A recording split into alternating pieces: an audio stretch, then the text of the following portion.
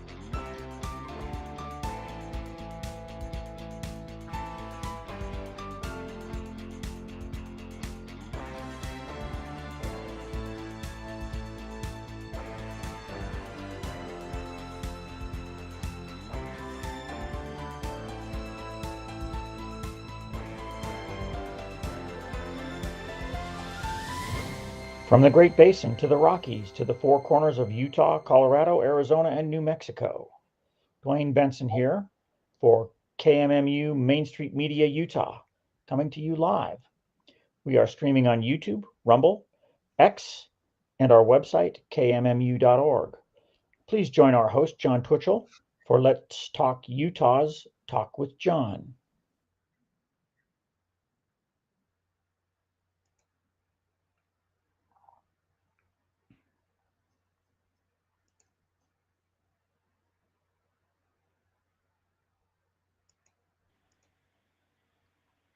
Main Street Media Utah, this is Talk with John. Looking forward to being with you until about 6 o'clock. We're going to be having David Pyne join me in about 40 some odd minutes. So looking forward to having him join me today. Wanted to reach out, we'll see if I need to reach out to him.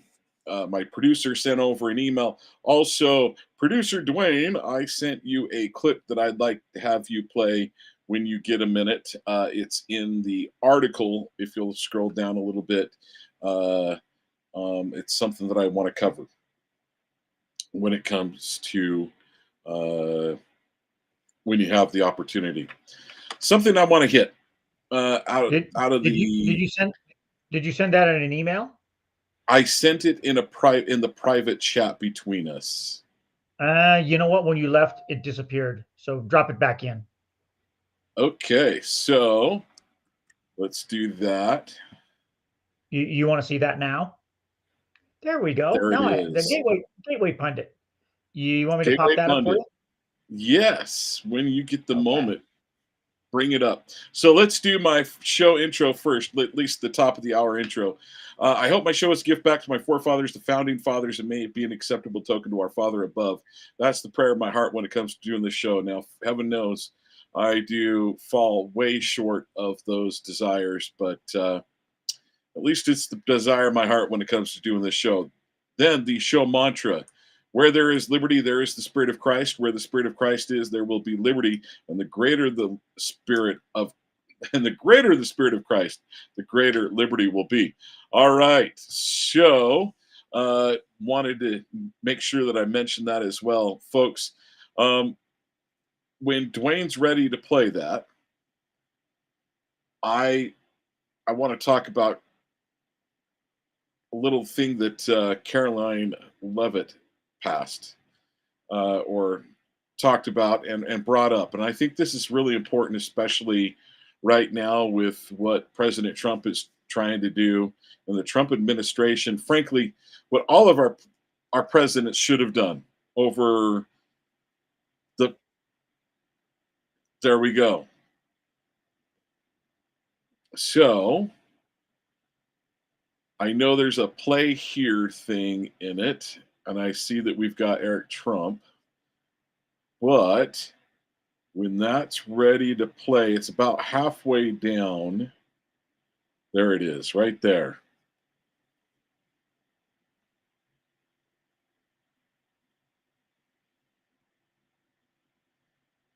And you know what? That may play an ad right off the bat. Healthcare should be simple, not a constant battle with red tape, restrictions, and shortages. Right? Good old Matt jump through hoops Gates to get the medications. Law enforcement officers Good old Matt Gates. That's awesome. are arresting violent illegal aliens from America every day. Here are a Why few don't we examples rewind from that? the latest ICE report, which I Let's received. rewind that and replay Arrested a 54-year-old from the beginning. citizen, a 50.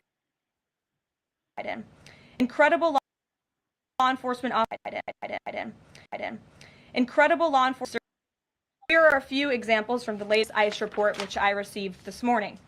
ICE Los Angeles arrested a 54-year-old citizen of Mexico convicted by threat, sodomy with under 14 years, and kidnapping in San California. ICE Houston arrested a 23-year-old citizen of Mexico convicted of predatory criminal sexual assault of a child. Houston arrested a 64-year-old Honduras convicted of murder in Los Angeles County, California. ICE Chicago arrested a 49-year-old citizen of Guatemala convicted of assault and arson in Prince Williams, Virginia, not far from here. ICE Denver arrested a 36-year-old citizen of Mexico who was registered as a sex offender and had convicted of sexual assault of a child in Lake County, Colorado.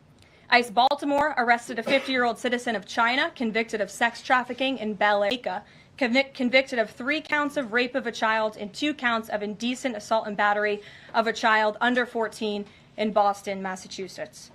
President Trump and our administration will not rest until every single violent illegal alien is removed from our country. The safety of the American people is too important to settle for anything less. On that note, the Democrat and media outrage over the deportation of Abrego Garcia, an MS-13 El Salvadorian illegal alien criminal who is hiding in Maryland, has been nothing short of despicable. Based on the sensationalism of many of the people in this room, you would think we deported a candidate for Father of the Year. That's because, unfortunately, many in this country care more about this quote-unquote Maryland father, a legal alien MS-13 gang member, than a Maryland mother and an American citizen who was brutally murdered at the hands of a different illegal alien. Of course, I am referring to Rachel Morin. And if you didn't see yesterday, a Maryland jury found illegal alien Victor Antonio Martinez Hernandez guilty of murdering Rachel Morin in August of 2023.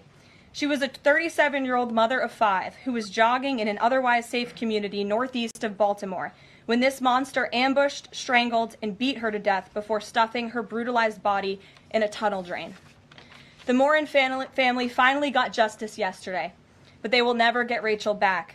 Our hearts go out to Rachel's family, her 5 children, and her mother, Patty, who has suffered the unimaginable loss of her daughter.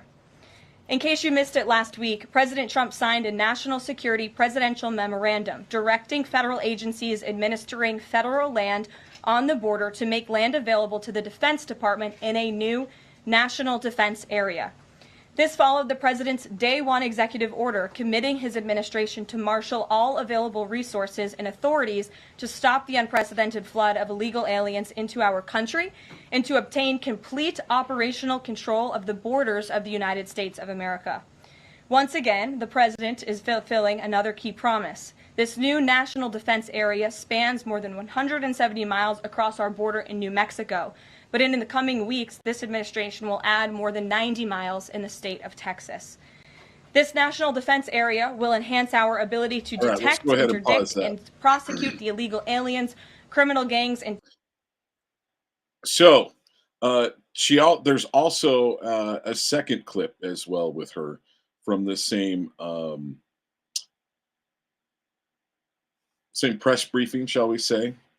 But I think probably many of you saw the interview that was, well, not the interview, but when the president of El Salvador was meeting with Donald Trump, it seemed like the Democrat mainstream media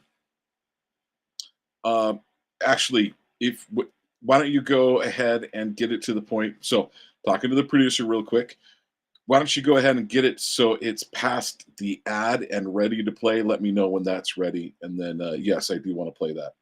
So, one thing that I believe it was yesterday, the El Salvadorian president was ready to, or was with President Trump, and President Trump was asked, "Well, what are you going to do about this this guy, the Trende El Ragua, or MS-13 leader? I can't remember which, that was deported." And they asked the president of El Salvador what we're going to do, and he's like, "I'm not going to bring him into the United States. I'm not going to illegally bring him into the United States."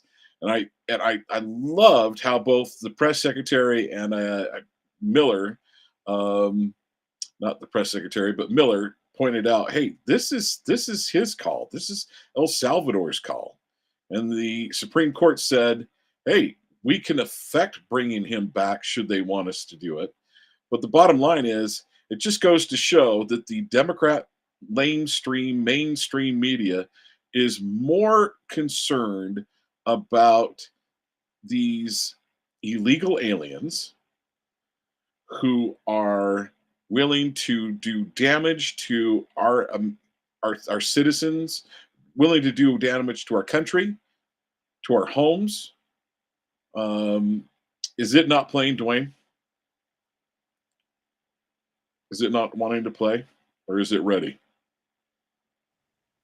It's ready to go. Now, because this is Gateway Pundit, I may not be able to stop the ad, but I'll click off it when it comes. Okay. It's not like YouTube where I can advance through it. Got it. Okay, So, let's go ahead and play it. you ready?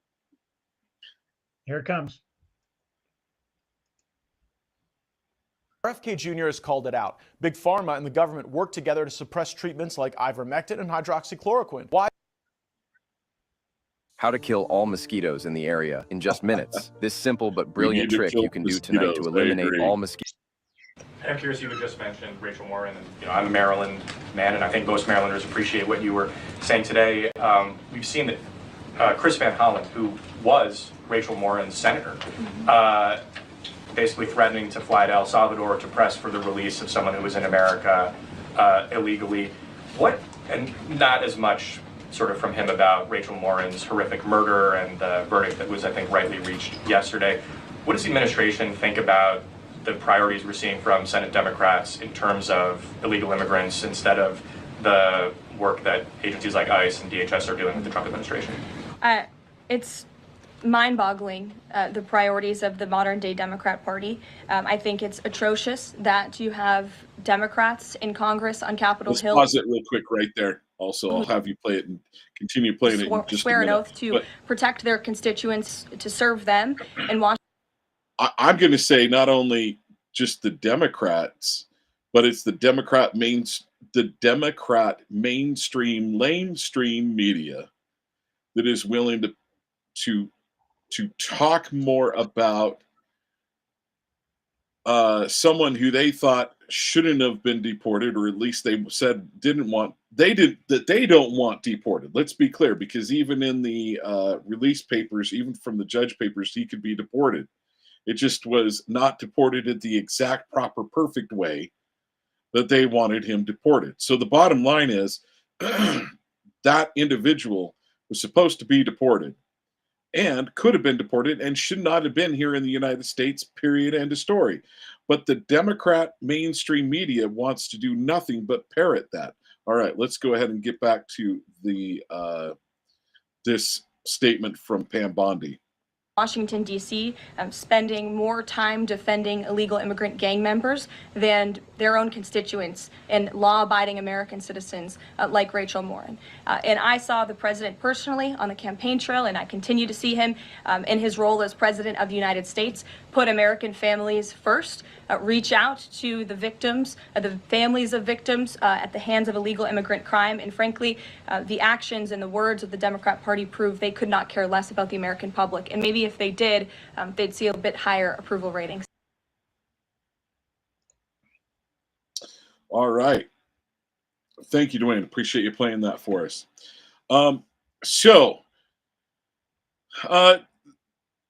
What I want to really point out is the Democrat Party is more concerned about illegal aliens staying in the United States, taking money from us, taking money from the American public that isn't theirs to begin with.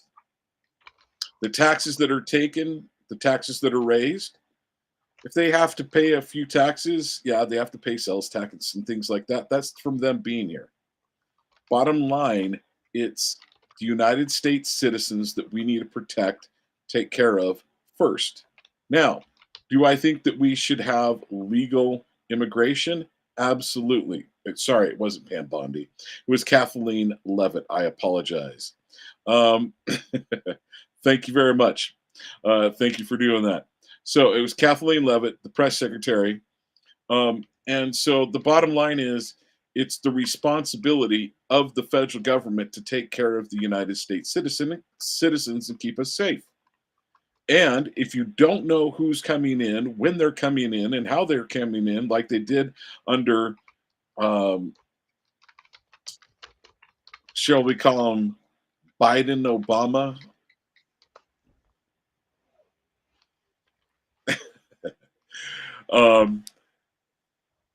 When it's we've got both Biden and Obama that are bringing in these illegal aliens, especially Biden. We need to make sure that we get rid of everyone that was brought in illegally. Now, let's not forget, we know that a bunch of these men that were coming across the border were Chinese, former Chinese soldier. How do we know that? Because we have their Chinese military IDs right there on the border. They've been caught with their Chinese military ID. Most of them got rid of it as they were crossing the border. But Michael Yan is like, a lot of these individuals are special forces, are Chinese special forces. So if Michael Yan is seeing this, he was telling this for us, telling us about this for years, then it's something we need to pay attention, and we need to go find these individuals. But especially the ones that are committing crimes against the United States citizens, we need to find them and remove them. And former criminals, I don't care if you've committed a crime here in the United States, other than just coming into the United States illegally, we need to find them and we need to remove them from here in our great country. So,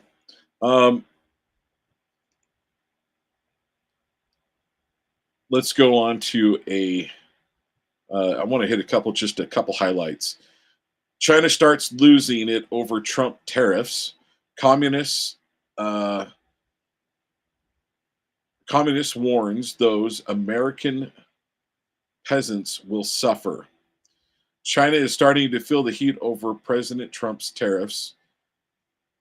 Senior Chinese Communist Party official who governs the regions of Hong Kong and Macau, MACAO, lashed out at Trump over his decision to impose 145% levy on goods from the region. The U.S. isn't after our tariffs, but after our very survival, he said in a televised speech. The U.S. has repeatedly contained and suppressed Hong Kong, and this will eventually backfire on itself.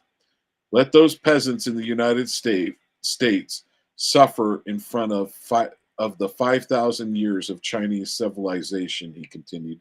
The Chinese people do not cause trouble, nor are they afraid of trouble. Pressure, threats, and blackmail are not the right way to lead or to deal with China, he added. While the remarks did not come from Xi Jinping himself, the tightly controlled nature of the CCP means that TAI, and its XIA, would have almost certainly had his approval before launching this tirade. The comment may have been retaliation for similar remarks made last week by Vice President J.D. Vance, in which he defended the Trump administration's policy. We borrow money from the Chinese peasants to buy the things those Chinese peasants manufacture, Vance said in an interview with Fox. So, I want to get David Pyne just for a few minutes. I want to get his thoughts on the tariff wars.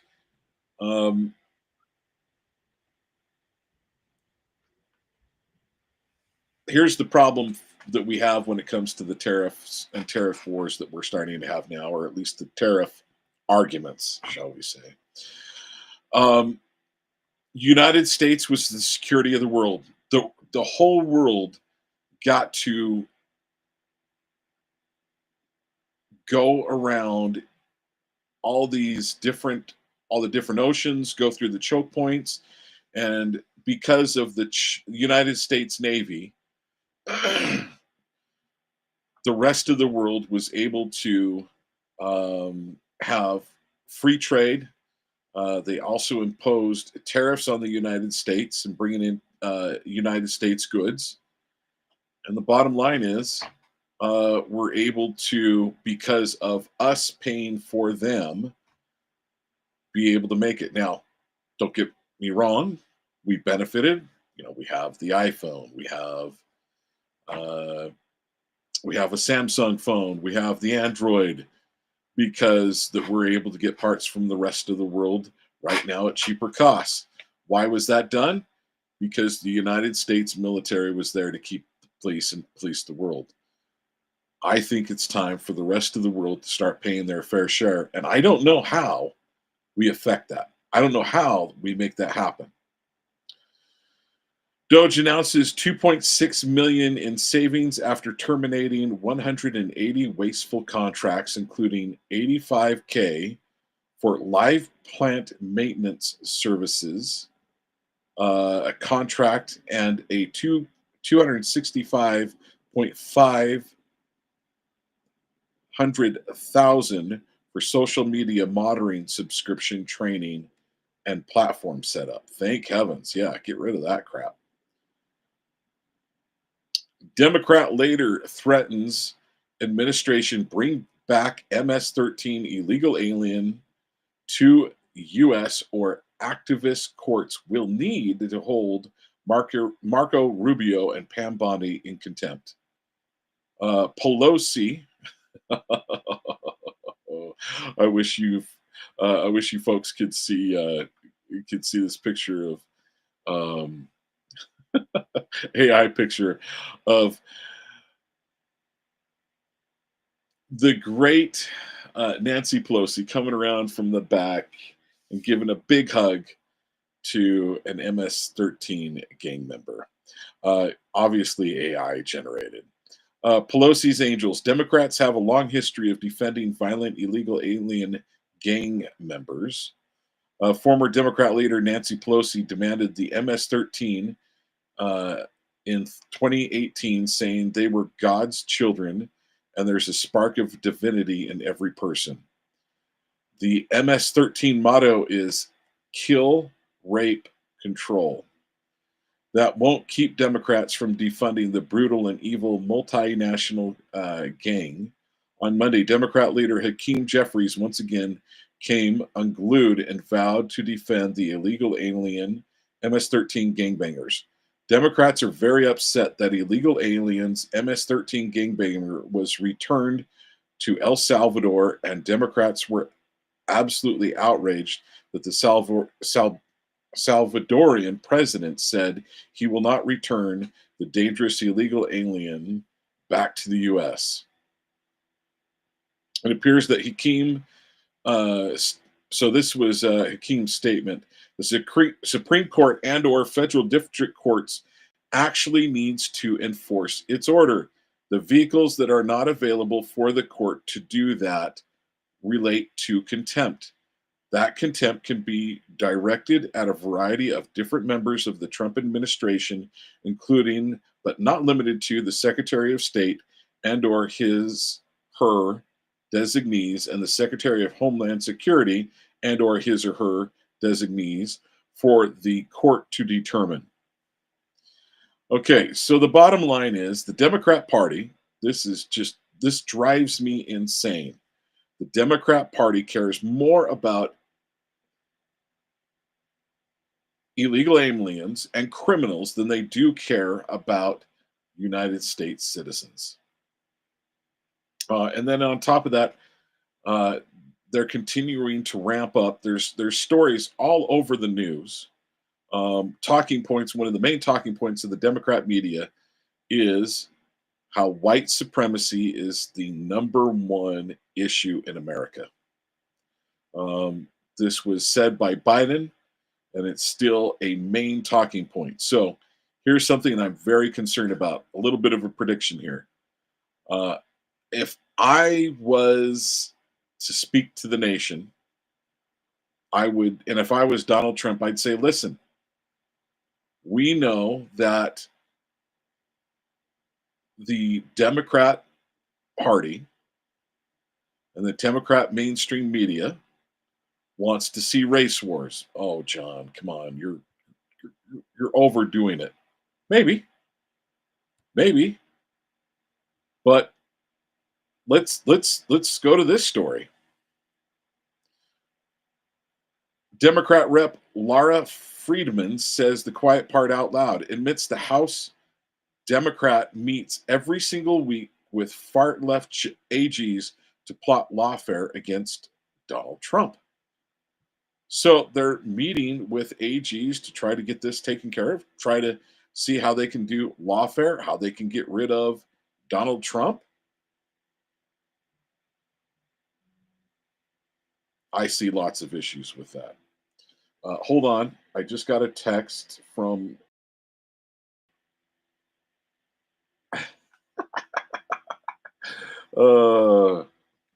I forgot that you're a CPA. Forgive me. I apologize. I more think of you as just the guy that's defending our freedoms. I reached out to Phil Lyman, folks, and said, hey, can you join me? And he said, it's April 15th and I'm a CPA doing taxes. Totally forgot about that. And there's a part of me that's like, well, hey, you got to take care of your clients. So I definitely, so please forgive me. I wanted to respond to him and say that. So attorneys for deported MS-13 gang members. So back to what I was coming to. We've heard in the news that if I was Donald Trump, I'd say, the shooter in Pennsylvania, we know that someone who was connected to the shooter had been to the outside of one of the main FBI, not FBI headquarters in Washington, but another main building, had been outside it twice. I believe it was within a couple of months of the shooting of President Trump. We also know that the guy down in Florida just happened to get a bunch of money so he could fly first class, so he could get a stolen car with a stolen firearm. He came from Ukraine and was part of their Ukrainian brigade. No way he could be connected to the CIA, right? We know that the Governor Whitmer's Governor Whitman, the group that was trying to kidnap her, was run by the FBI. So I come out and say, listen, you're telling us that you're wanting to cause racial disturbances and that the white supremacists are doing it. I mean, like, you've got these, I forget the name of the group, but they're the ones that are in the, they've got their faces covered right up to here, and they got the hat on, so you can see like right here across their eyes. And then they're all wearing the same shirt, the same slacks, and the same boots. They all look like feds to me. Most of them are in great shape. What percentage of the American public is in that good of shape? It's not that big of a percentage. Bottom line is, they're trying to stir up racial divisions. So what are we hearing that they're going to do? They're going to attack a bunch of immigrants. We're hearing that they're going to take out substations. What's coming up here next month? A famous date.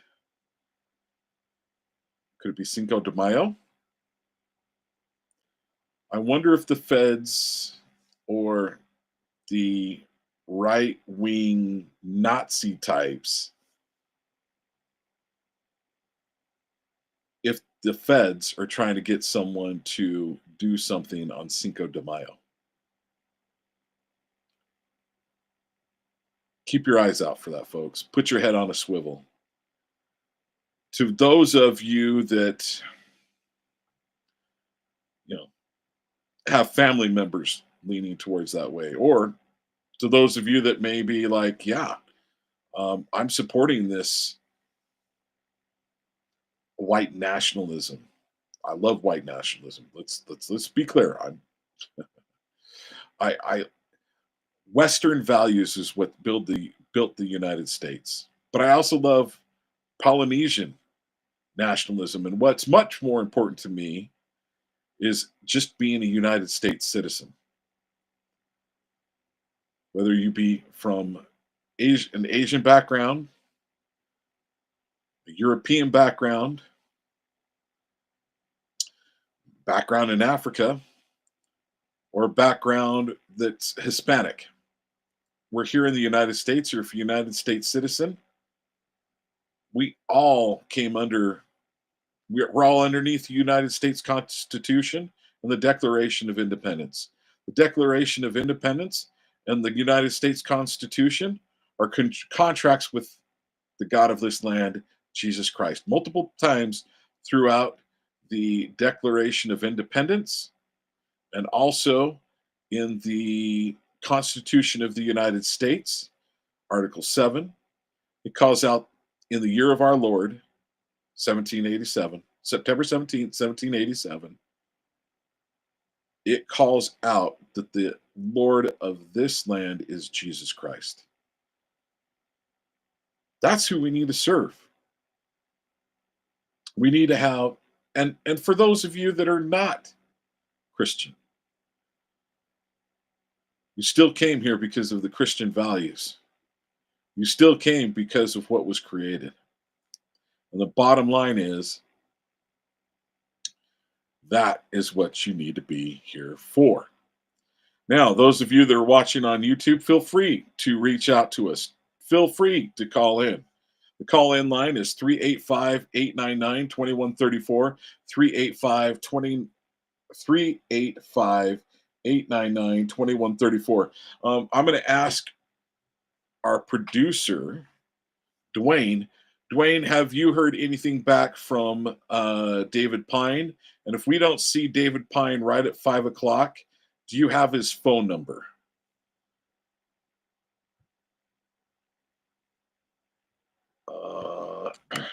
I think I do. So Okay. I'll double check with him. Okay. All right. If you'd send him a text, that'd be awesome. When is he supposed to be here? 5 o'clock? 5 o'clock. Yes. Okay.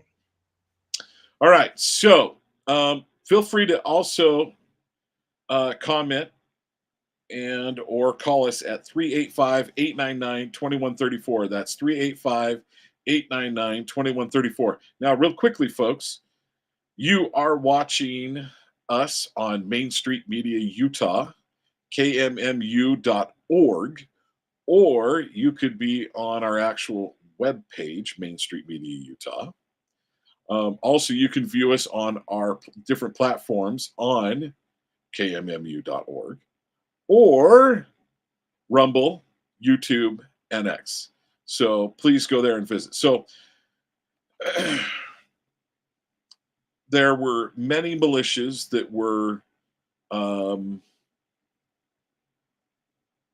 integrated by the FBI. We also know that a number of the leaders of the KKK over the years, or at least people that claimed to be leaders of the KKK, were actually FBI agents or in assets of the FBI. Just like in the Whitmer case.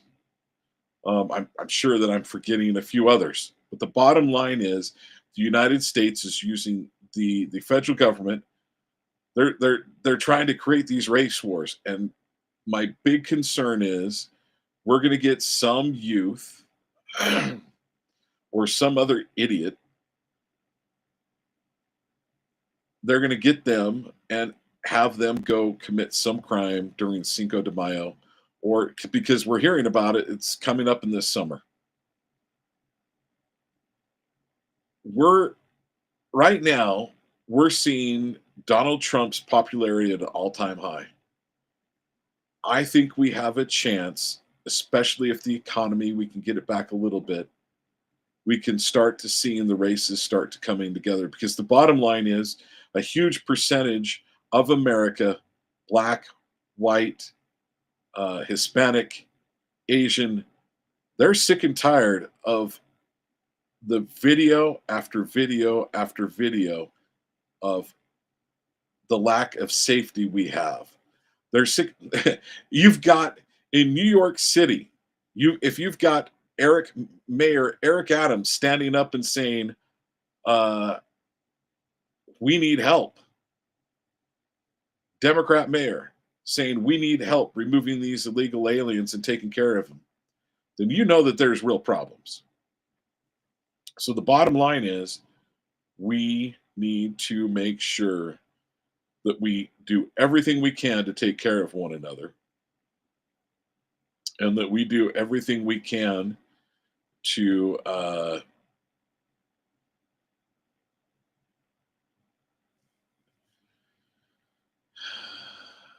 have peace, because I can see a civil war firing up.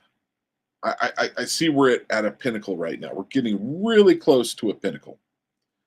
Are we going to have peace like we've never had before, or are we going to have racial conflict like we've never had ever before?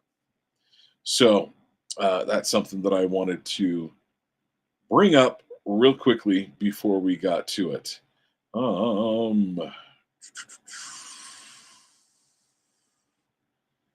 Now, I know that we're going to be having, want to get to a couple topics that we're going to be covering here very soon with David Pyne, and waiting for my computer to bring up that information. Haven't heard back from him. I'll give him a call. I texted him. Okay, thank you very much. We're going to be having David, hopefully we'll be having David Pyne join us here shortly. And I am waiting for my computer to pull up some of David Pyne's most recent, what would be the proper term? Some of his most recent articles. We will be having him join us. And give me a moment, folks. I'm pulling up some information of his. We're going to cover, a lot of it is China. So we're going to be talking a lot about it, China, and that's why I've tried to let that go. because I wanted to save that for David Pyne. So, once again, folks, we got to do everything. First of all, we get rid of those individuals who are making our lives more difficult, making it more difficult in the country. We get rid of these gang members if they're not citizens, and deport them to El Salvador. Thank heavens we've got that option. Another headline I want to read: Dems crushed as Arizona forced to cut up to 50,000 illegal voters from voter rolls. Arizona will be combing its voter registration rolls with an eye to removing non-citizens who could impact up to 50,000 new eligible to vote in federal elections. The state went for President Donald Trump 2024 after narrowly backing former President Biden in 2020. Well, if you have tens of thousands that are voting for the Democrats, yeah, you might lose that.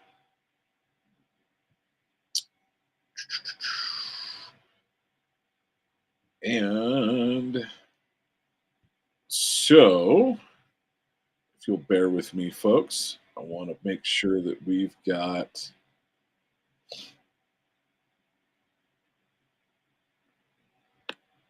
all right. I also want to get to EMP Task Force. We're going to have David Pyne get both of his articles up, and I'll be reading that momentarily to us, or to you, the audience. Okay, so an article he wrote back on April 2nd, How Can Trump Avoid World War III with China over Taiwan? And then an article he did on April 4th, Trump must not fall into Xi Jinping's trap by giving China a pretext to destroy the U.S. So we will go into I look forward to getting with David Pyne and finding out. Okay, David is here. Fantastic. Well, let's bring him in, and hopefully David hasn't been sitting there too long. I apologize if you have. No, so thank you for joining me, David. Okay, well, thanks for joining us, and I'm sorry. Dwayne, next time, just interrupt me and say, yo, John, David's here. Hello. Okay. All right. So, David Pyne, thank you so much for joining me. Let me introduce you to the audience. David T. Pyne, Esquire, is a former U.S. Army Combat Arms and Headquarters staff officer who was in charge of armaments cooperation with former Soviet Union, Eastern Europe, the Middle East, Africa, and the Americas from 2000 to 2003. With an MA, he has an MA in National Security Studies from Georgetown University. He is the former president and current deputy executive director of the Task Force on National and Homeland Security. He also serves as a member of the Committee on Present Danger when it comes to China. He also recently served as defense and foreign policy advisor to former Republican presidential candidate Vivek Ramaswamy. He also is co-authored the best-selling new book, Catastrophe Now, America's Last Chance to Avoid an EMP Disaster, and his new book, Restoring Strategic Deterrence, will be published. And has that out yet? No, it's due in July. Due in July. Okay. And he also is the editor of the Real War newsletter and you can find that on dpyne.substack.com. That's dpyne.substack.com. And he previously served as contributor to the National Interest. So now he's here with us on Talk with John. Okay. So Dwayne, put it in the comments. Ha ha ha, you were busy. No, I was blustering. So, Dwayne, feel free to interrupt me when we get our guests. So, David, thank you so much for joining us, brother. Appreciate you being here today. Thanks, John. It's great to be on. Okay, first thing I want to cover, because I think it plays into your two articles that you did back on the 2nd and on the 4th. I want your thoughts on the Trump tariffs worldwide, and then specifically how that plays towards some of the United States enemies, such as China. What are your thoughts? Well, I couldn't be more supportive of President Trump's tariffs. I think he's been masterful in terms of his tariff policies.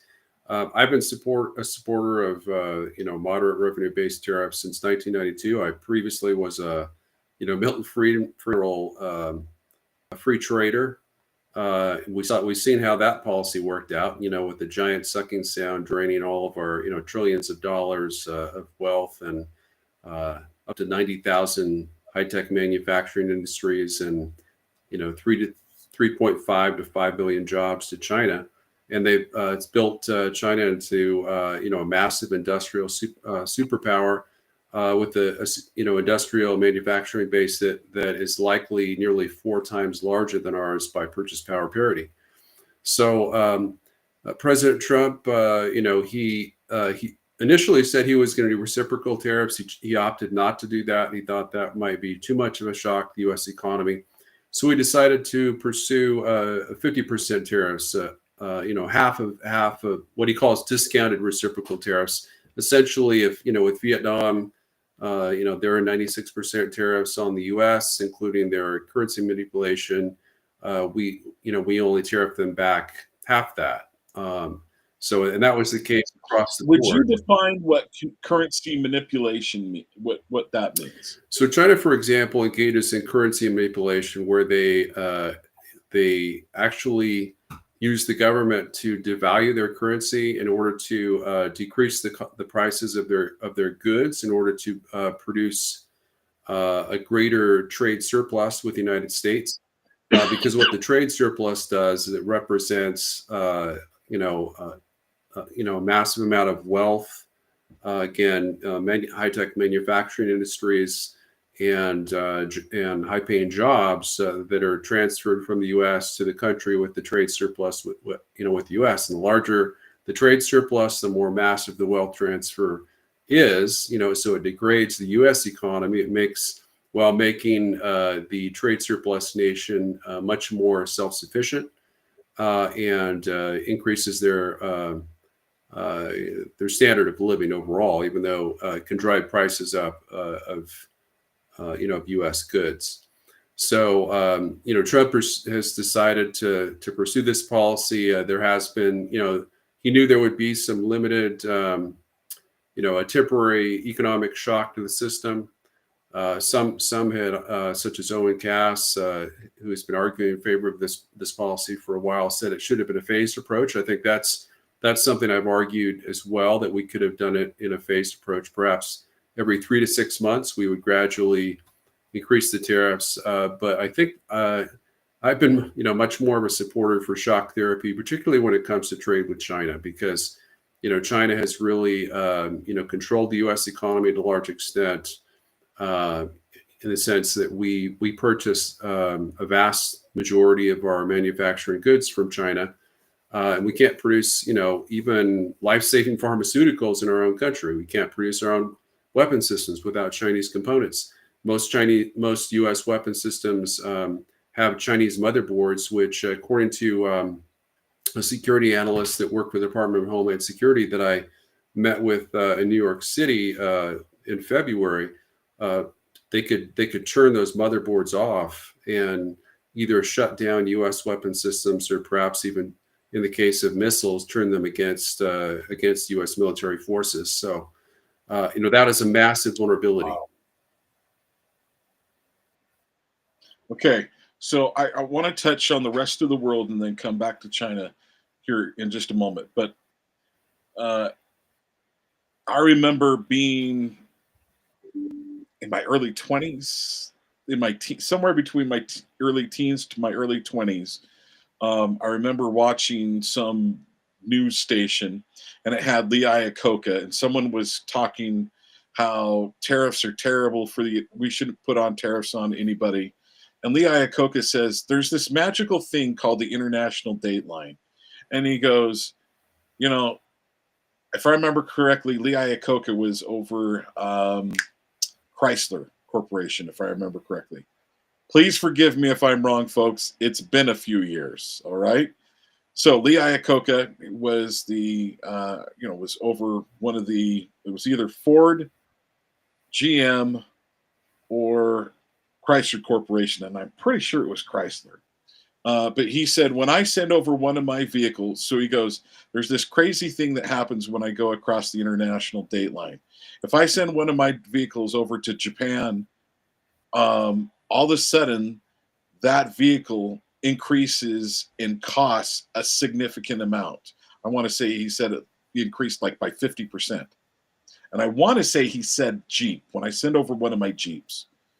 But on the other side of the coin, when a vehicle comes from Japan, a Honda comes from Japan and comes over and go across that international date line and lands in the United States, that cost of that car actually drops from what it costs in Japan.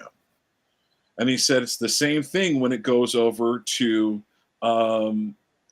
Germany.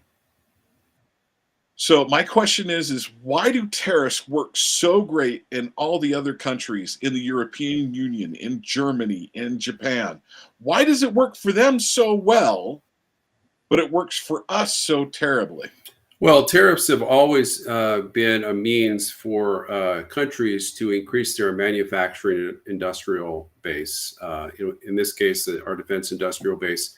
So we built our country into the greatest manufacturing industrial superpower during much of the 19th century. By World War I, I think we were actually it was before that we were the greatest manufacturing, industrial, and economic superpower on the planet, despite the fact we didn't have the largest military at the time. But we had the potential to have the largest military, and of course, we very nearly achieved that in World War II. But we would not have been the quote-unquote arsenal democracy without those tariffs, those protective tariffs that helped build our steel industries, our automotive industries, our aerospace industries, and so on. And Japan after World War II, Germany, Taiwan, of course, and China and Hong Kong and Singapore, a lot of other countries,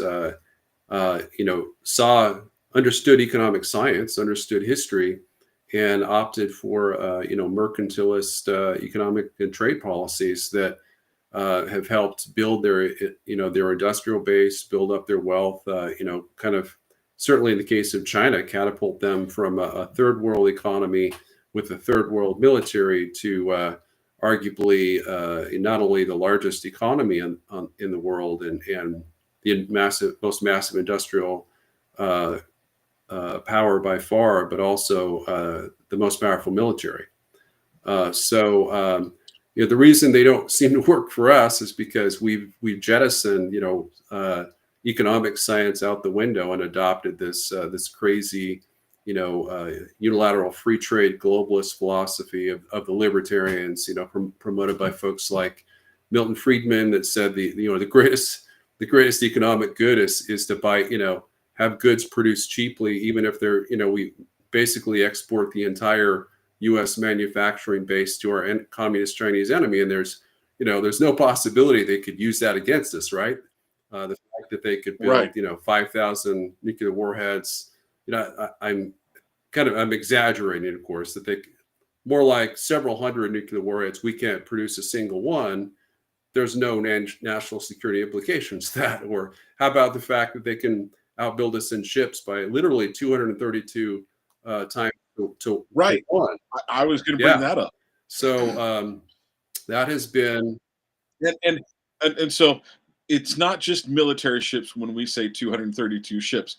but all of those ships are being built to military standards. That's a very good point. So they're dual use. So even the Chinese merchant marine, you know, they have potential dual use capabilities. They've produced, I think it was in excess of 360 10,000 ton, roll on, roll off ferries that could be used as amphibious assault ships, and actually have been in 2022. They converted all of their civilian ferries, cross channel ferries between China and Taiwan, to amphibious assault ships.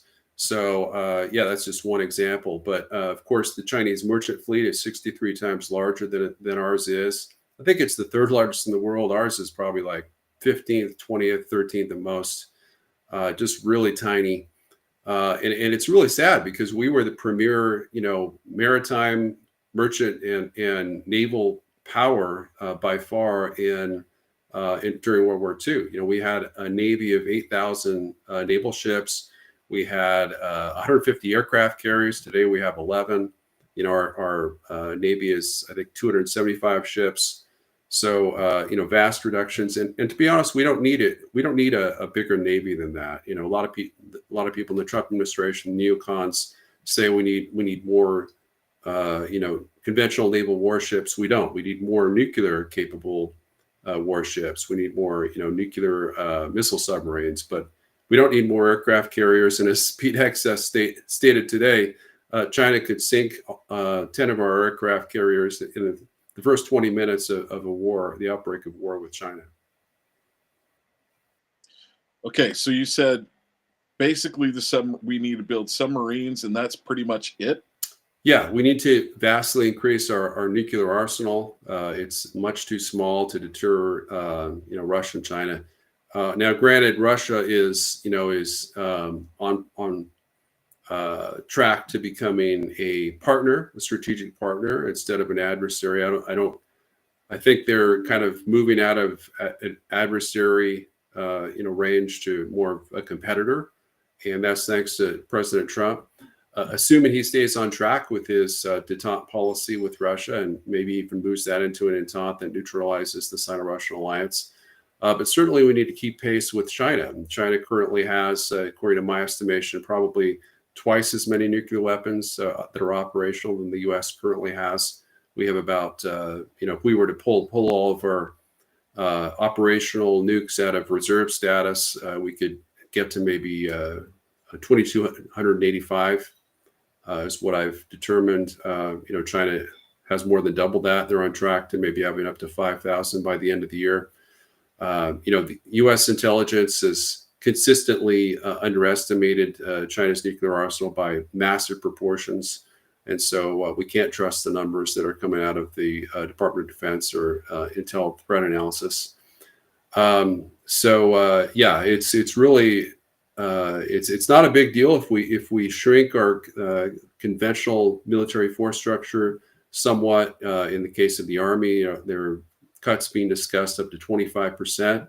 I'm not super thrilled about that as a former Army officer, but it does make sense, particularly if we can reallocate and repurpose that funding towards strategic defense, national missile defense, building Trump's so-called Golden Dome, with maybe 5,000 ABM interceptors in space, and that can be done fairly affordably. I think 150 billion, perhaps. 200 billion at most, real small investment, and then doubling the size of our nuclear arsenal at the cost of just 100 million to take those 2,000 strategic nuclear warheads in reserve status, reassemble them as they're partially dismantled. That would take 2 to 4 years, following a presidential order to do so. And then, of course, hardening the grid against super EMP attack, which is the focus of the organization I help lead.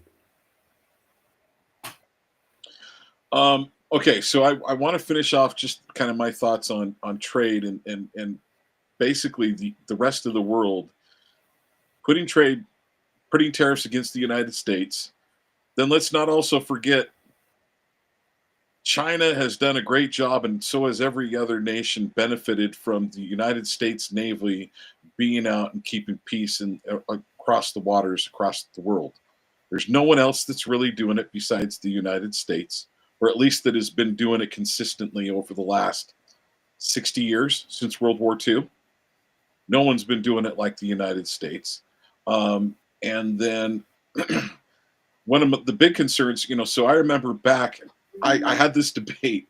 I had this debate with a roommate of mine. Oh, it must have been back in like 98, 90, maybe 99, possibly 97. I had him we were roommates for about 2.5 years. And it was like, hey, John, we're becoming a service-based economy.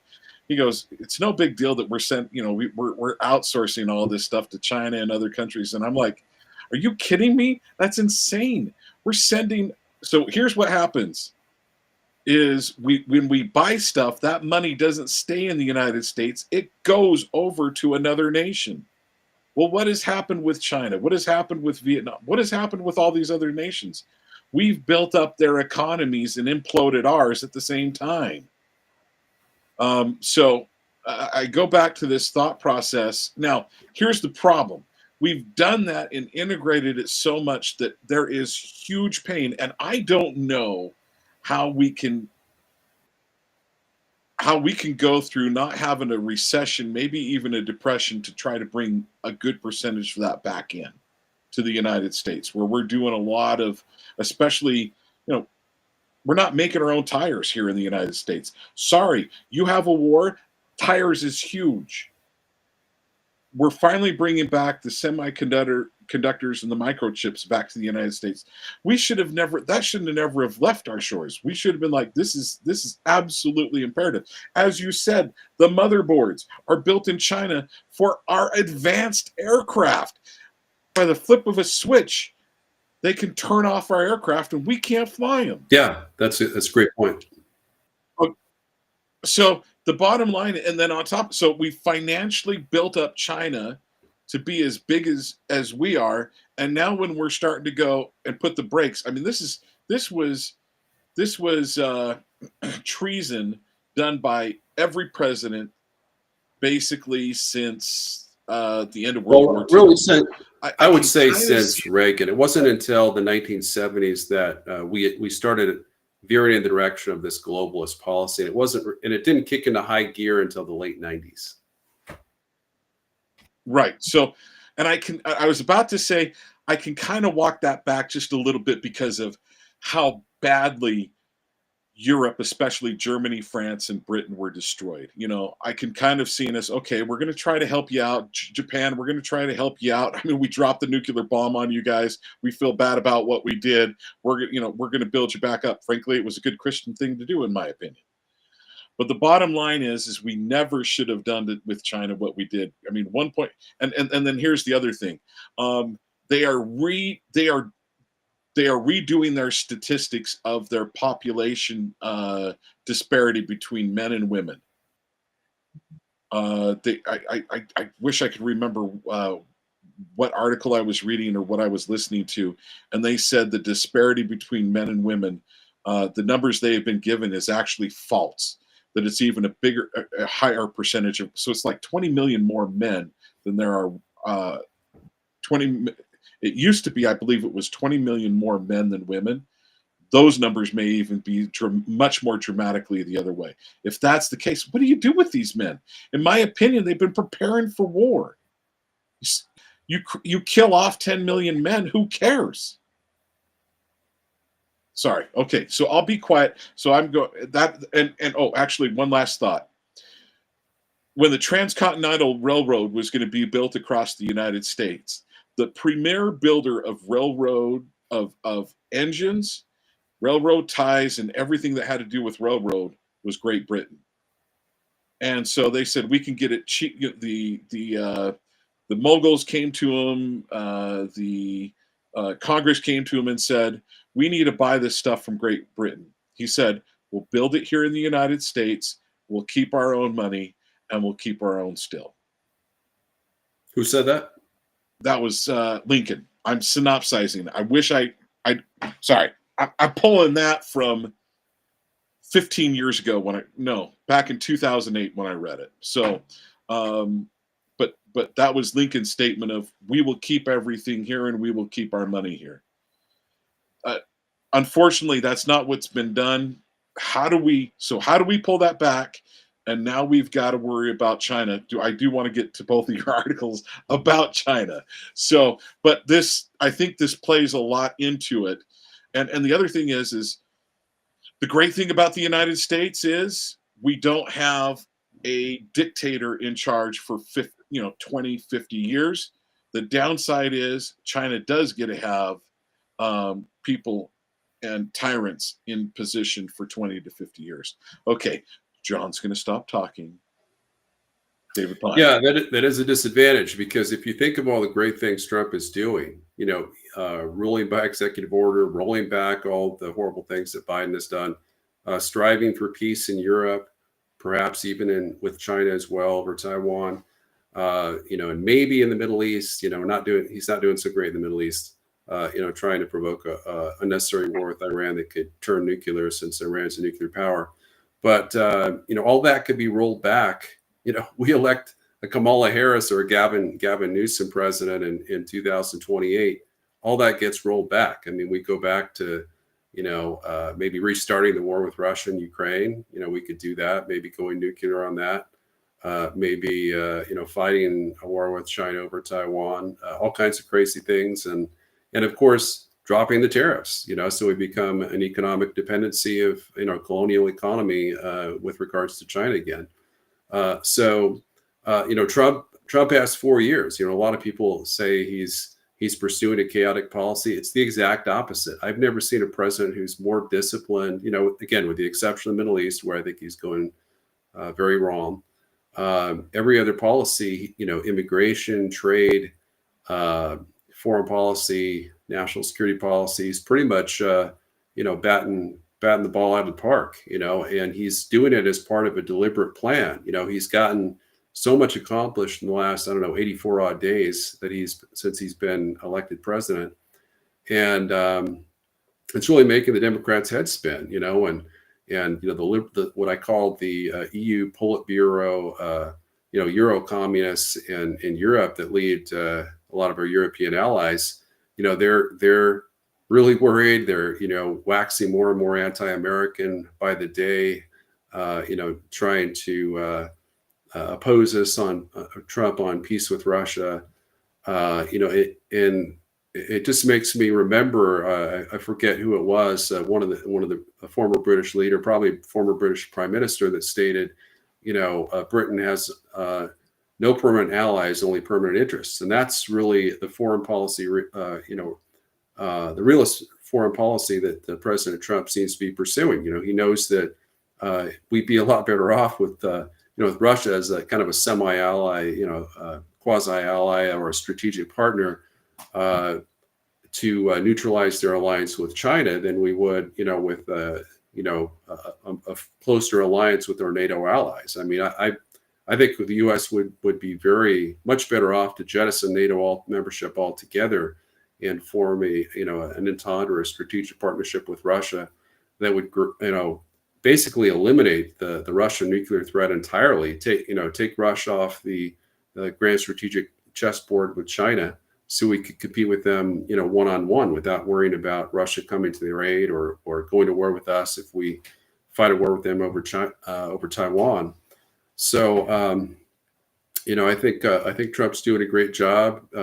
Certainly there's some mistakes. He's not really accomplished much, other than normalizing relations with Russia. He's still fighting the war against Russia and Ukraine. He's still giving military aid to the Ukrainians. He's still giving intelligence assistance.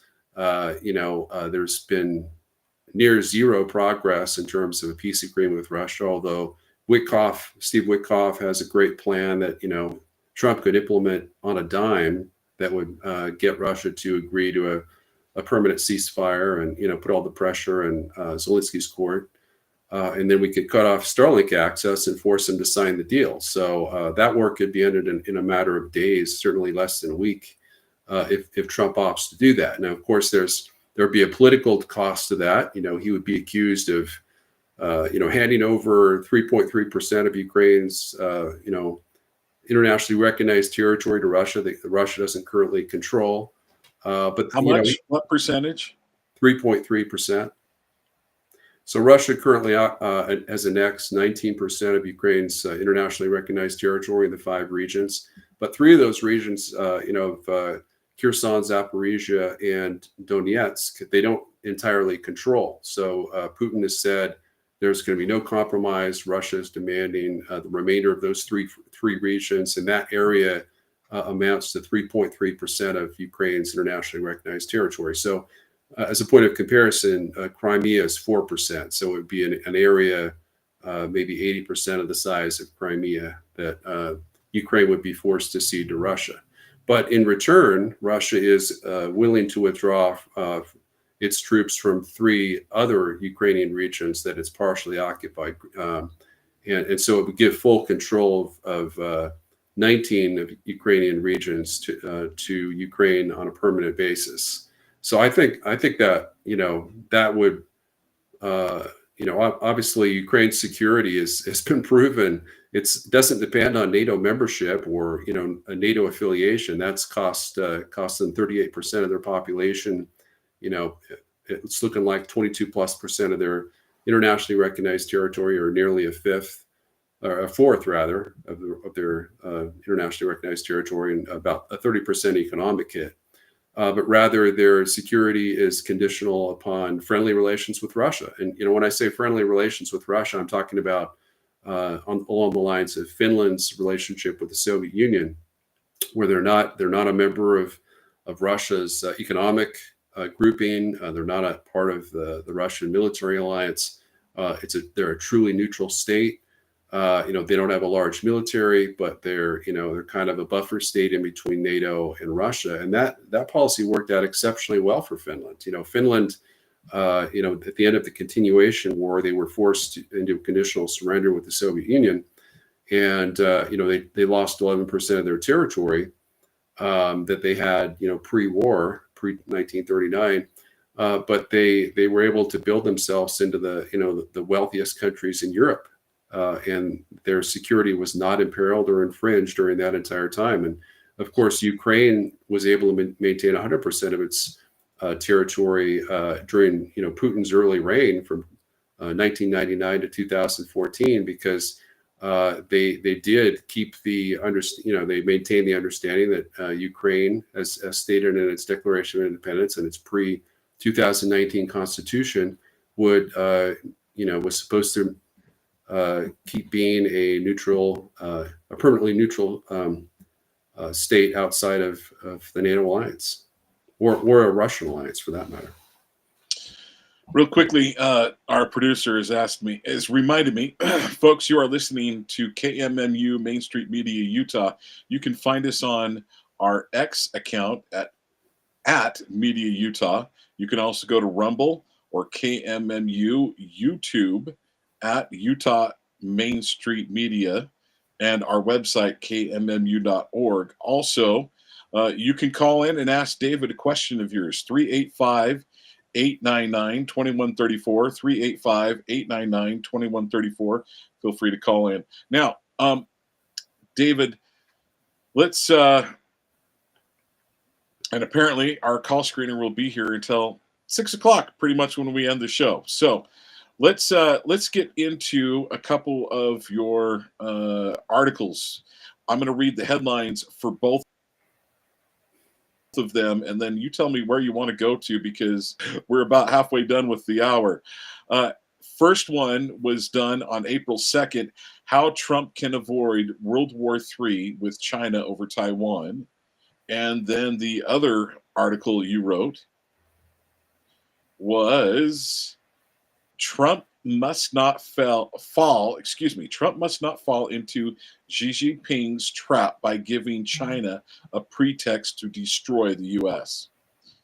Which one do you want to hit first? Let's do the first one you mentioned. So the genesis for that was, on March 31st. So I had been warning that China could use the imposition of the Trump tariffs on April 2nd as a pretext to invade Taiwan, because they're during the Trump his address to the joint session of Congress in early March, I think it was March 4th, the Chinese embassy said, if Trump wants war, we'll give him war, basically over the tariffs.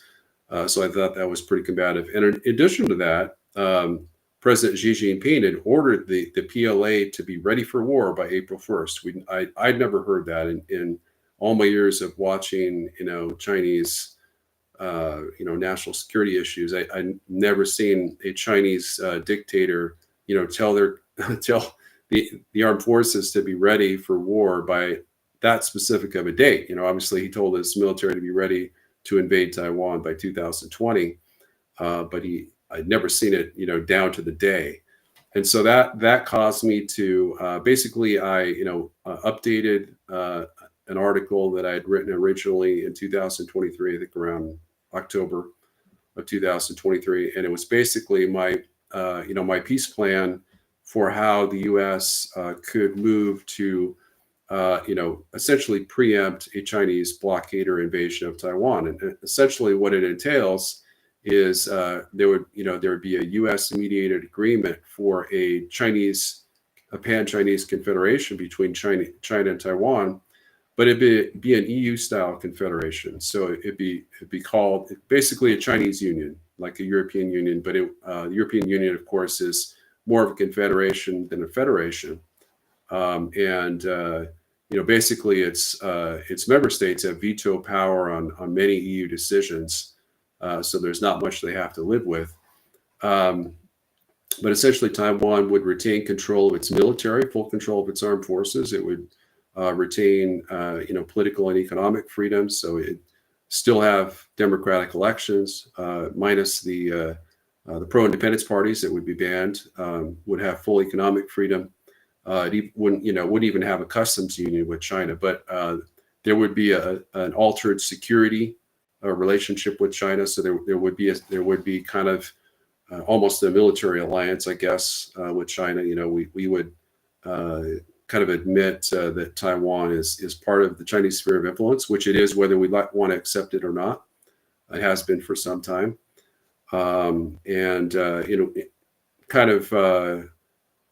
there's just a real risk, as Pete Hicks has stated, as our awesome Secretary of Defense stated today, that if we get into a war with China, they could sink every last one of our aircraft carriers, the first 20 minutes of the war, either with conventional hypersonic missiles or nuclear hypersonic glide vehicles, and essentially destroy the bulk of our military, and even if they wanted to, destroy the U.S. homeland. So, Taiwan is a strategic interest. It's a national security interest of the United States, unlike Ukraine, in which we have essentially zero national security interest, whether it's Russian controlled or not, or where the border is drawn in the Donbass or Southeast Ukraine. The U.S. really should care less about that, because it doesn't affect us. And honestly, I don't think it affects NATO as well, because there's zero evidence that Putin has any designs on any NATO member states. In fact, his draft peace treaty of 2021 basically stated that Russia would be very happy with NATO's borders as they were currently drawn, as long as they wasn't expanded eastward.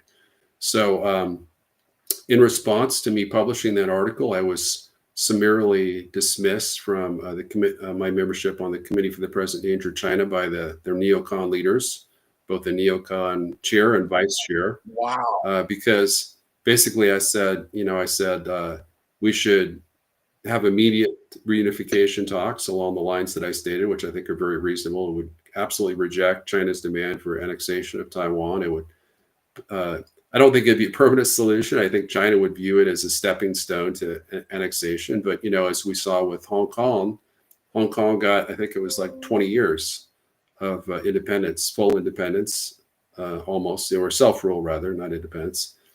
Before the crackdown occurred, so I think we could potentially see something similar. And during that time, we could, build up our strategic defenses. Currently America is naked against, we have no defense against super EMP attack. We have virtually no defense against nuclear missile attack. It's our official U.S. policy that essentially we absorb a Russian or Chinese nuclear first strike without even trying to defend against it. with missile defenses. I think Trump's changed that essentially without doing so officially yet. And then, of course, rebuilding our nuclear arsenal to at least make it official U.S. policy to match China's actual nuclear arsenal versus, keeping our arsenal inferior, where we can't even build a new nuclear warhead. We haven't built a single nuclear warhead since 2022. We've built, I think, over a dozen plutonium pits, but a plutonium pit is, it's not a warhead. You can't use it to nuke another country or, deter enemy attack. It's just one part. It's the key part of a nuclear warhead. But we have to rebuild our defense industrial base, and so that's going to take, doing everything that I just said. Even if we did all of those things, starting this year, it would take at least 4 years to accomplish. So we need to buy some time. There's a lot of hotheads, even in the Trump administration, that, especially Mike Waltz, we should have been fired over Signalgate, our national security advisor. He's basically the leader of the neocon wing of the Trump administration. And I think Marco Rubio's, basically stands alongside him. And they're the folks that could be whispering in Trump's ear that, we need to go to war with China when, not if, they blockade and invade Taiwan, which I expect will likely occur by year's end. When do you think it will? Okay, so restate when you think it'll occur. I think it will likely occur by the end of the year, probably no later than October. Is there any way that Taiwan can stay as it is right now and not have China take it over? Is there anything they can do internally, externally? At what point did we cross the point where no longer Taiwan cannot be taken over with China? When did that ever happen? Was that ever the case? And definitely if it was the case, at what point in time did it just become, hey, China can take this over anytime they want to? Well, I mean, way back when in 1972, when Nixon went to China, he had made the decision to give Taiwan over to China in 1975, and it was only Watergate that prevented that from occurring. So if there was never a Watergate, the U.S. would have handed over control of Taiwan to China in 1975. But essentially, the military balance of power has shifted radically.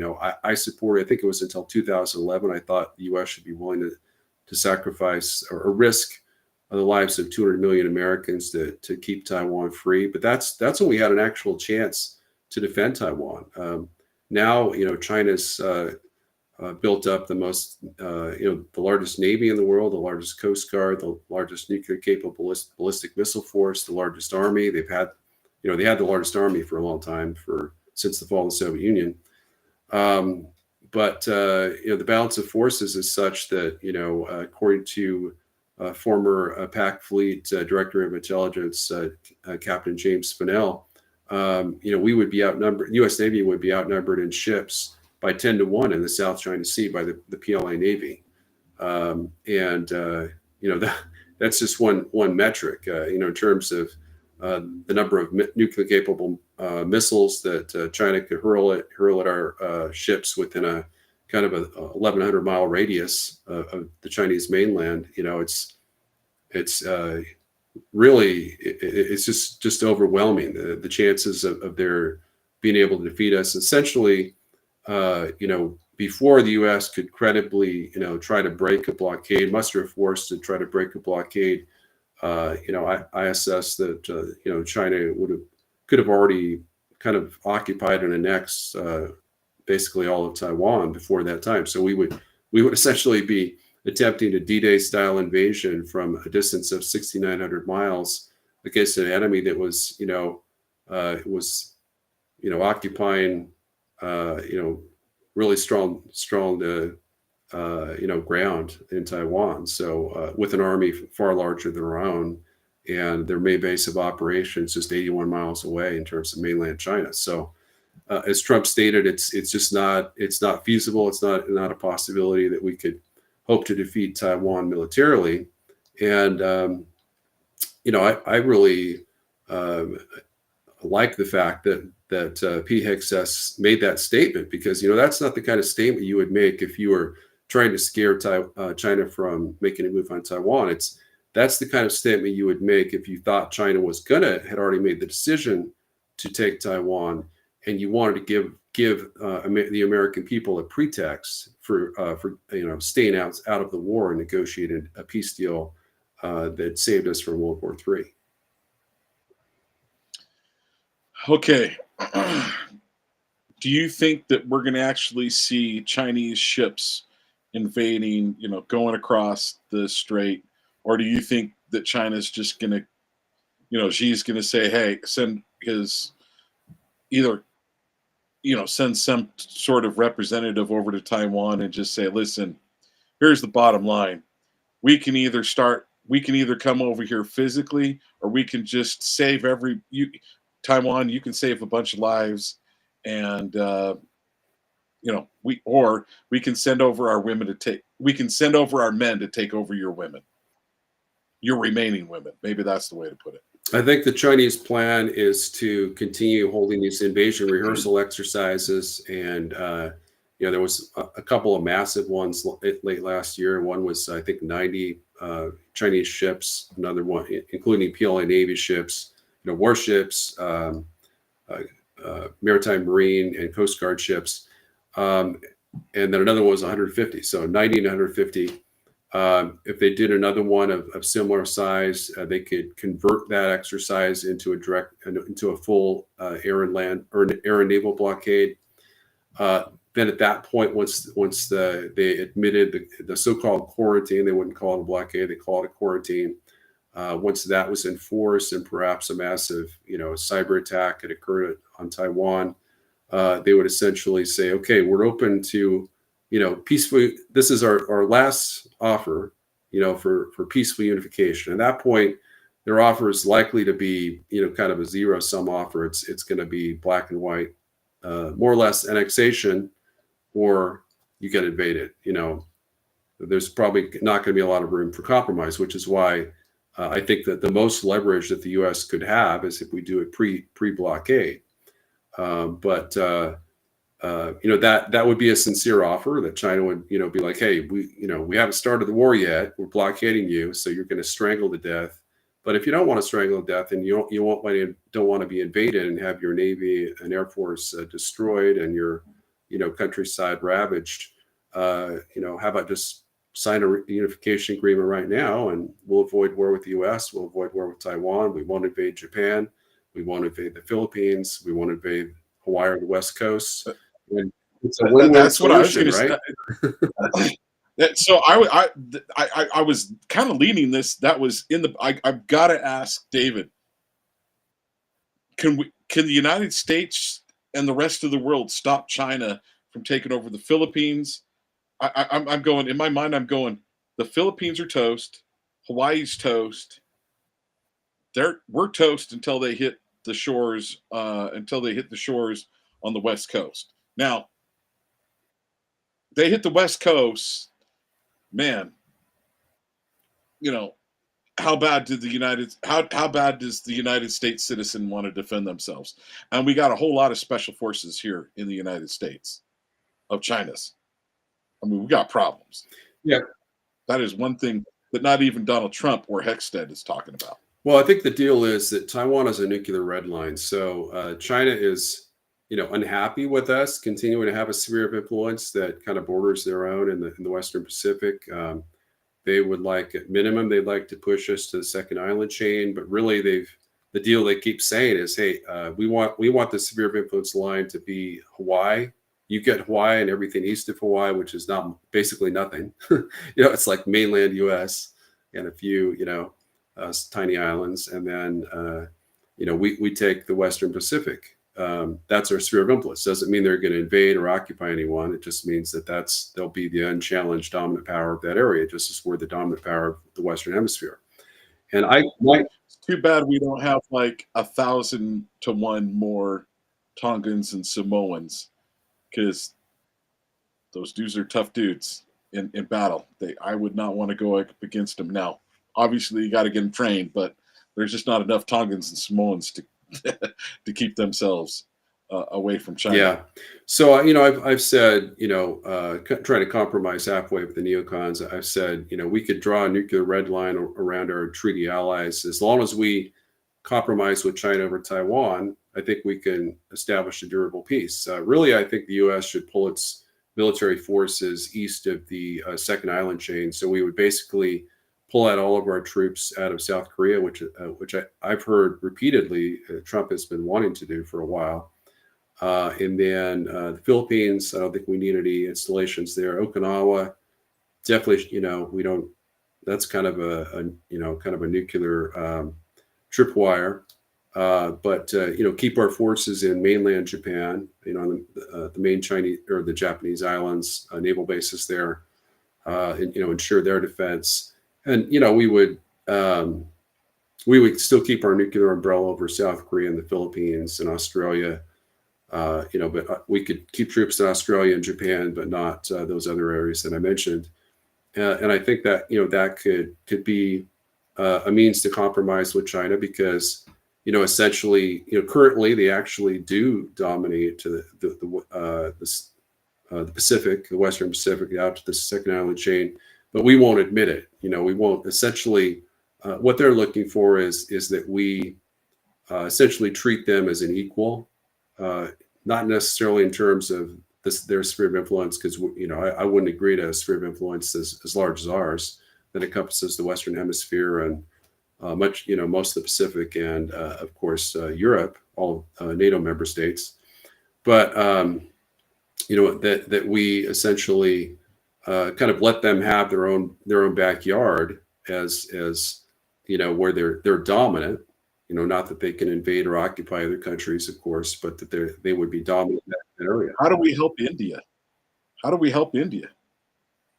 we create a greater dislike between India and China? Well, that's real easy. We pursued Trump's brilliant plan to forge a strategic partnership with peace with Russia, and India is joined at the hip with Russia. A lot of people don't understand. A lot of the neocons don't understand that Russia and India have been, military allies since around 1960. I mean, essentially, all of most of India's military hardware is Russian, and the reason for that is they've been allies, and they're military allies, of course, under the Shanghai Cooperation Organization, but it goes way back before that.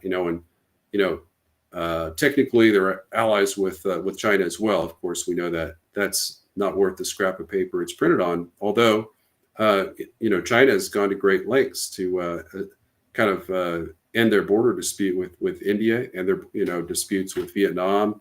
They're securing their backyard, so that they wouldn't face any threats to their rear areas or their western or southern borders in the event of a full-scale war with the U.S., which they've always been planning for that. They've they don't want that, but they are assuming that the U.S. will defend Taiwan militarily, and if it doesn't happen, they won't take action and invade all our allies and the U.S. itself. But in terms of India, my plan that I published, I think in 2022, is kind of a comprehensive strategy for how to defeat China's plan to become the global hegemon by the end of the decade. Basically, it calls for the U.S. to pursue, economic cooperation, even, make Russia and India part of an anti-China, trade pact, unofficially anti-China. It would be, kind of just some kind of trade organization, similar to an organization that I'm trying to remember the name of it, called the Trans-Pacific Partnership, the TPP. So it'd be kind of model along those lines, but it would include a lot of the nations that are currently sanctioning Russia. But it would be, I guess a lot of those nations probably wouldn't join it if Russia was a member. But, if we get Russia on our side and, not militarily, again, it wouldn't be a military alliance with Russia, but an economic partnership, we could eventually displace or, at least equal their, financial and economic and trade relationship with China. And Trump's planning on doing exactly that. He had the head of Russia's sovereign wealth fund in the White House, and as a guest of Steve Witkoff, who had invited him. And they were discussing all kinds of, massive trade agreements and economic partnerships, especially when it comes to Russia's, massive stockpiles of rare earth minerals. We buy those from China. Why are we buying them from China? China's our avowed enemy. We could buy them from Russia. Right. We could build them here in the U.S. Of course, that's going to take years, at least probably 4 years, maybe more, to reproduce those here in the U.S. Utah, of course, has a lot of rare earth mines that we could be getting rich with, both as a country and as a state. So those are good possible developments. But in terms of India, without Russia, there's no partnership with India against China. Okay, so Japan is just a speed bump if China ever just decides to go hog wild. Yeah. Right? Are they even a speed bump? Might even be a better statement. Well, they wouldn't be a speed bump. It's bump. Essentially, their plan, the Chinese plan is, if it's just Taiwan, if we don't get involved in a war with China or Taiwan, then the war will be contained to Taiwan. If, on the other hand, the U.S. decides to intervene militarily and attack, Chinese blockade ships or whatever the case might be, they're going to, they'd first take out all of our military assets in the region, all of our military bases, all of our naval ships, sink most of our Navy ships, within perhaps days or maybe a week. They would take out all of our satellites in the first 2 hours of the war. They would take out all our aircraft carriers in the first 20 minutes, give or take. Maybe half an hour. And then they would take out the U.S. Critical infrastructure with a massive cyber attack and essentially win the war in one day. So that would be their plan. And then they would probably move across the Pacific. They could opt to invade Japan, which they do have joint invasion plans with Russia for Japan, Alaska, and Hawaii. And then they could simply, wait for the U.S. to, Americans to kill each other off for the last scraps of food and water following a massive cyber super EMP attack. And then when our population has been decimated by anywhere from 59 to 90%, and our military is melted away within 3 months of such an event, then they could simply occupy the U.S. West Coast all the way to Utah, western Utah, with little resistance. Well, if they can make it to Utah, they can make it across the rest of the country. In theory, it would take an act of God to stop that from happening. The boys from the mountains, that's right, as it were. Okay, so we're at 5:57. We still have not hit your second piece that you did. Yeah, so I'll just address on the it. Ford. I can address that briefly. So, Okay. And we can go a few minutes over if you're available. Okay. So, yeah, I'm as far happy. as the second article, basically what I was saying is, China's plan is to kind of go to, put us in the position, essentially, it'd be a reverse Cuban Missile Crisis, because in the case of, the U.S., we were blockading Cuba. So Cuba was a Russian ally, we were blockading them. And we had all the advantages because Cuba was in our, in our backyard, 90 miles from Key West, I guess. And, the Russians would be in the position of trying to break a U.S. naval blockade. And of course, they would have failed to do that unless they employed nuclear weapons. So in this case, in the case of Chinese blockade of Taiwan, that blockade could actually have multiple concentric circles. They actually practice a blockade over Japan and the Philippines as well. But even if it was just limited to Taiwan, we would have to essentially fire on Chinese ships to try to break the blockade, or fire on, Chinese warplanes, presumably ships. And that would give China, an internationally accepted pretext to respond with massive retaliation up to and including the destruction of the U.S. homeland. So, it seems strange to us that Russia, that China a communist Chinese regime would want to have some kind of international legitimacy to destroying the U.S. But I think that one of the main reasons they haven't done so already, other than the fact that they have a lot of they're trying to take control of us economically, and they've been succeeding. Of course, our ruling elite, our last president was essentially a Chinese communist Chinese puppet president, Joe Biden. Right. Is that they haven't had a clear pretext where we're openly challenging, basically saying Taiwan's independent and we're gonna fight a war with you and get involved in what they consider to be the last battle of the Chinese Civil War that we consider that ended in 1949 with the proclamation of the People's Republic of China on October 1st of that year. That's what they are trying to do, and it's a lot.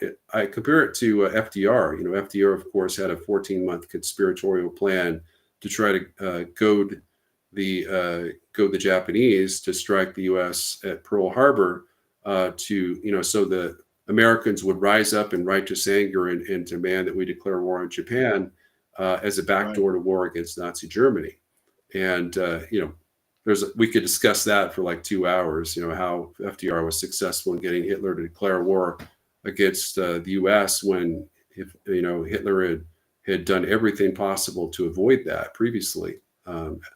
He was provoked with Rainbow 5, that top secret war plan that the FDR released. But it's essentially the same idea. He wanted China wants to be in the position of not being the aggressor, just like and similarly Stalin, he didn't consciously, I guess, wanted to absorb the German invasion first. He had his own invasion planned of Germany in 1941 in July, but Hitler beat him to the punch by 2 to 3 weeks.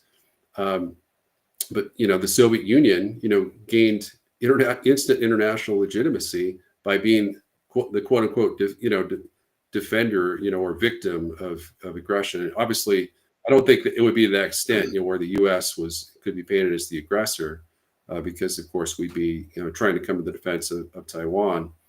But that's kind of the mentality. And if we fall into that trap, and we sink some Chinese ships, some blockade ships, not PLA warships, but Coast Guard ships or maritime militia ships that enforce the blockade, then all hell's going to break loose. It's going to be fire and fury on a scale that we haven't seen. Shock and awe in reverse employed by the Chinese military against the United States, and it's going to be Armageddon.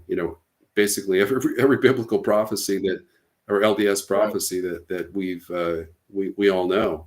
So that's something that Trump needs to avoid, and it's critical that we do so. And basically that article was based on some responses that I gave to someone that attacked my previous article, my peace plan. There's two things I want to hit real quickly, technology-wise, when it comes to defense. I think Donald Trump made some type of comment, something to the effect of, we've got weapons you don't even know about that are just like super wonderful, incredible, you can't even imagine. And I wish I had the exact quote. And then the F-47 has come out. They're looking to do the F-47. Boy, that's someone stroking Donald Trump's ego. So do you have thoughts on both those things? And then we'll call it a show. Unfortunately, there's nothing like that that the U.S. could possibly have that is some kind of game-changing wonder weapon, secret weapon of of the U.S. military. The one thing we do have reportedly is a top secret anti-satellite weapon, which is basically makes us just as powerful of a counter space capability as Russia and China, where we could potentially, according to these reports or rumors, we could take down their satellite capabilities, within a short period of time, just as they can do that to us. But the catch is we have to do it first. So, we provoke a war with Russia or China. the very first thing they'll do before they do a cyber attack, before they do kinetic attacks, they're going to take out our satellites. So that's something they can do with a mixture of cyber attacks, hijacking our satellites, capability that China's been developing to use our own satellites against us, basically, if they do that first, they win the space war. The space war is going to be over in 2 hours either way. It's either going to be the U.S. strikes first, and then we win the space war, or else China strikes first, and then we lose it. And regardless of how great our ASAT weapons, if China strikes first, we lose that capability. They take it off the table. So that's really the only capability that is not in the public domain that I can think of that we could possibly have that Trump's referring to. But obviously, the only types of game-changing weapons are nuclear weapons, super EMP weapons, cyber, and counterspace. I don't even think is on the level of cyber capabilities. But unfortunately, Russia and China have hardened their critical infrastructure against super EMP and cyber attack. China is particularly well protected against cyber attack. So there's very little we could do in terms of cyber offensive capabilities against mainland China. We could, I think we could take out their satellites in a U.S. counterspace first strike, but they could take down our critical infrastructure with cyber attacks, and we could not do the same. And we don't have any super EMP weapons. So they have super EMP weapons, satellites above us that they could take out our critical infrastructure with basically no warning, and we have no comparable capability. Basically, all the indicators suggest they have superiority or supremacy almost across the spectrum, certainly in terms of unconventional weapons. F-47. Any thoughts there? It's Yeah. a long way away. Does it even get made before are we going to have a world to be around? So I've never been a supporter of these advanced, high-priced fifth and sixth generation aircraft. I think that they're overrated. I don't think they provide us all that much added capability for the price. I'd much rather invest it in, strategic defense capabilities, missile defenses, nuclear capabilities, as I mentioned, prioritizing construction of more Columbia-class nuclear ballistic missile submarines, as well as an expansion of our ICBM force. Moving our ICBMs, something we haven't done for a long time, increasing the number of warheads on our SLBMs or Trident 2s, building new generations of nuclear warheads. Those, to me, are much higher priorities than having a more advanced conventional fighter, such as the F-47. And China, of course, has their own sixth generation fighter, which they recently unveiled just within the last few to several weeks. So I don't view that as a game changer. Certainly it's always fun to see how advanced military aircraft we can produce, but I just don't see it as a game changer. Well, the question is should we just start going to things? Should we just start going super cheap and go drones? Make thousands of drones for every one F-47. Maybe that's the answer. And like you said, aircraft may not even be the issue. Maybe it's just having enough ICBMs to be able to get the job done. Well, David, I want to say thank you so much for joining me, folks. We've had David Pyne joining me. He is the man when it comes to the Real War newsletter at dpyne.substack.com. That's dpyne.substack.com. David, thank you so much for joining me today. I appreciate you being here. Appreciate you joining me once a month. We look forward to having you next month.